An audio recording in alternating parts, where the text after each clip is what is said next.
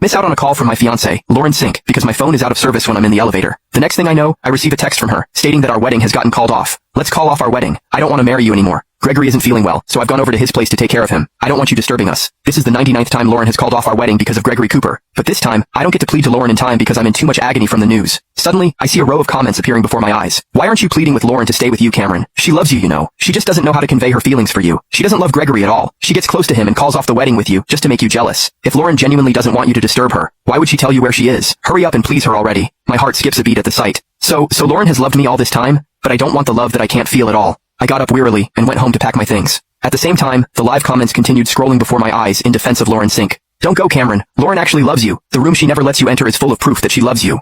I froze for a moment and turned to look at the tightly shut door. Lauren had never allowed me inside. Once, I tried to sneak in when she wasn't around, but she caught me. Furious, she had threatened to break off our engagement. That marked the very first time she had said that. I panicked and humbled myself completely, coaxing and apologizing to her the whole night. I'm sorry, Lori. I'll stay far away from that room from now on, okay? Please don't be mad at me anymore. Since then, I had never dared to go near that room again. I even convinced myself that the room was filled with memories of her with Gregory Cooper. Now, the comments claimed that it was all proof that she loved me. Unconvinced, I gripped the door handle and pushed it hard. What filled my vision were photos of me. There were pictures of my daily life, my graduation, our trips, and my first day at work. Almost every small moment of my life growing up had been captured by her camera. On the table were magazines I'd once recommended to her. She used to say they were boring, yet she had secretly bought copy after copy. Beside them lay a thick stack of diaries, every page filled with moments when she had loved me. I stared at everything in disbelief. My tears fell without control, soaking the ink on the pages. So, Lauren actually loved me more than she let on. If so, why did she give me the passive-aggressive treatment all this time? What about the way she behaved with Gregory? The comments kept scrolling past, still speaking up for her. She's just too insecure. Every time she pushes you away, she's only trying to see how you feel. Cameron, go comfort her already. She's waiting for you at Gregory's place so she can take back what she said. She'll be devastated if you don't go. But I didn't want to do it anymore. Not this time. I packed my suitcase and planned to leave tomorrow. When I woke up again, I saw Lauren sitting by the bed. Her eyes were red, and she was staring at me with clear displeasure. It was obvious she was upset that I hadn't gone to beg her last night. She ignored me and started changing her clothes as if I weren't there. As she moved, the collar of her shirt slipped slightly, revealing large patches of hickeys along her collarbone and chest.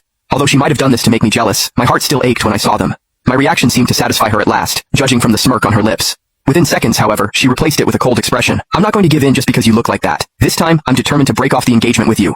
There it was again. Every time she threatened to call off our engagement, it was always the same few lines. Every single time, I was terrified she meant it. So, I humbled myself until there was nothing left of my pride. I knelt to beg for forgiveness and wrote promise letters for 10 whole years. I got up. Lauren glanced at me smugly, assuming I would beg again like before. Instead, I picked up the suitcase beside me and prepared to leave. Her eyes widened in disbelief, and her voice came out shakily. What do you think you're doing, Cameron Lockwood? I looked at her calmly. Let's do it, Lauren. Let's cancel the engagement for real this time. Lauren stared at me in shock. Then, she seemed to remember something and snorted coldly. Did you forget the last time you tried to leave? You couldn't even last a day before you came back crying and begging me to forgive you. What's your plan this time? Same thing? How long will it last? 1 day? 3 days? Don't come crawling back again, crying and begging me like a child.